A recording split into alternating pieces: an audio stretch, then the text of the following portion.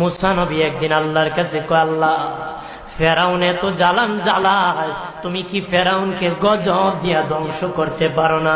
আমার আল্লাহ কয়, মুসা আমি ফেরাউনকে 4টা কারণে গজব দেই না।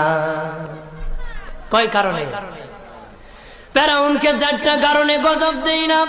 1 নম্বর কারণ হলো, রে মুসা, সারাদিন ফেরাউন বলে আমি খোদা, আর রাত যখন হয়ে যায় জঙ্গলে যায় করলাম আমি জানি তুমি খোদা, আমি খোদা না, কিন্তু আমারে মানুষ খোদা কইলে ভালো লাগে, খোদা কইলে ভালো লাগে। প্রভু তাই তুমি বিরক্ত হইয়া আমার উপর গজব দিও না।